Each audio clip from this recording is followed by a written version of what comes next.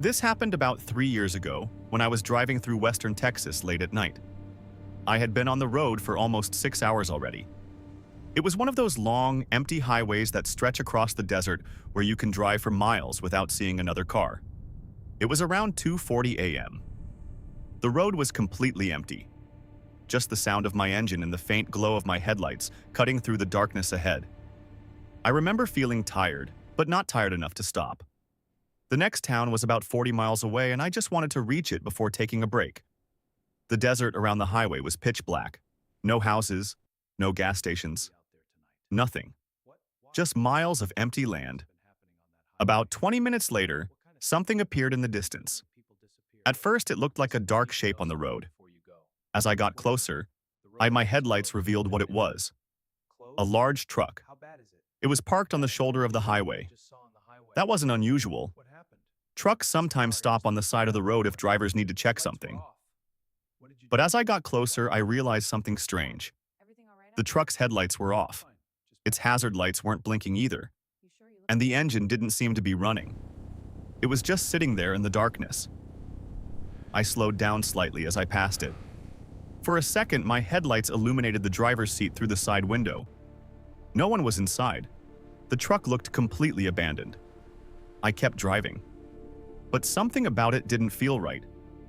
The truck hadn't looked broken down. It looked parked, like someone had just stopped and left it there. About a mile later, I checked my rearview mirror. On the truck was now just a dark shape disappearing behind me. I told myself it was probably nothing. Maybe the driver had gone into the desert for some reason. But then, something strange happened. About 10 minutes later, I saw another truck parked ahead on the road. This one was on the opposite side of the highway. And just like the first one, its lights were completely off. As I passed it, I noticed the exact same thing. No driver, no movement, just an empty truck sitting in the darkness. That was when I started feeling uneasy. Two abandoned trucks in the middle of nowhere at nearly 3 a.m. didn't make much sense. I kept driving. Another 5 minutes passed.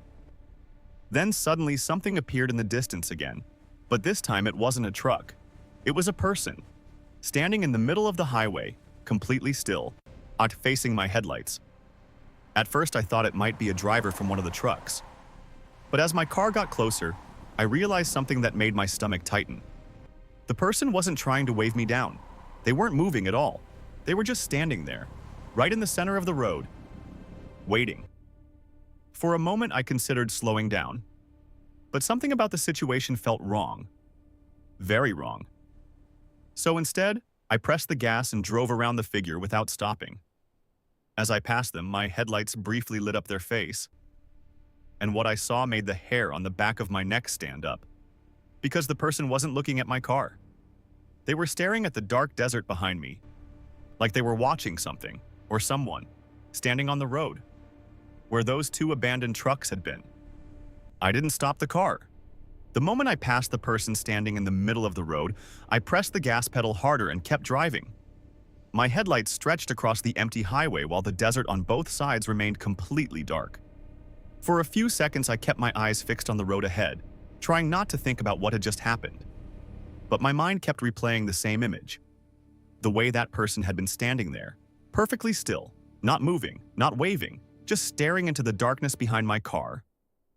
After about 30 seconds, curiosity got the better of me. I slowly looked into my rearview mirror. The road behind me stretched out into darkness. And there he was, still standing in the middle of the highway. But this time he had turned around. Now he was facing my direction, watching my car disappear down the road. A cold feeling ran through my chest. I quickly looked back at the road ahead. Just keep driving, I told myself. The next town was still about 30 miles away. Another 10 minutes passed. The highway remained empty. No headlights, no other cars, just the sound of my tires moving across the asphalt. Eventually, I started relaxing again. Maybe the guy had just been stranded. Maybe the trucks belonged to drivers who had stopped nearby. But then something appeared in the distance again. Another truck, parked on the side of the highway. My stomach tightened a little. As I got closer, my headlights illuminated the side of the truck. This one looked newer. But something about it immediately caught my attention. The driver's door was wide open. The inside of the cabin was completely dark. No lights, no movement. Just the door slowly swinging back and forth in the wind. Creak, creak, creak. The sound echoed faintly across the empty highway as I drove past it. For a second, my headlights lit up the inside of the truck cabin. The seat looked empty, no driver, no movement. I kept driving, but now the uneasy feeling had returned. That was the third abandoned truck I had seen in less than 30 minutes. 3 trucks, no drivers, and one strange man standing in the middle of the road. Something about that didn't make sense. About 15 seconds later, I glanced into my rearview mirror again. And that's when something strange happened. The truck door that had been swinging in the wind was now closed, completely shut. I frowned. Maybe the wind pushed it shut. That had to be it. Still, something about the timing felt strange, because it had closed very quickly, too quickly. I shook my head and kept driving. The road ahead curved slightly through the desert hills. Above me, the sky was filled with thousands of stars. For a moment, everything felt calm again. Then suddenly, my headlights caught something else on the road ahead. Another truck. But this one was different. It wasn't parked on the shoulder. It was stopped in the middle of the highway, blocking the entire road. My heart started beating faster. I slowed down and brought my car to a stop about 50 feet away. The truck's headlights were off. Its engine wasn't running. The long trailer stretched across the dark road like a wall. For a moment, I just sat there gripping the steering wheel. Saw the desert around me was completely silent. No wind, no animals, nothing. Then something moved beside the truck. A shadow. Someone stepped out from behind the trailer. Slowly. They walked into the beam of my headlights and stopped in the middle of the road. Standing there, completely still. Just like the first person I had seen earlier. At first I thought maybe it was another stranded driver. But as the person stepped closer into the light, my stomach dropped. Because I recognized the face. It was the same man I had passed 10 minutes earlier. Standing in the middle of the road. 30 miles away from where I had first seen him. And somehow, he had gotten there before me. For a moment, I just sat there staring through the windshield. The man stood in the middle of the road, illuminated by my headlights. He wasn't moving. He wasn't waving. He wasn't saying anything, just standing there, staring directly at my car. My mind was racing. There was no way it could be the same person.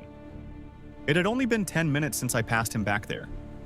Even if he had started running the moment I drove past, there was no possible way he could have gotten 30 miles ahead of me.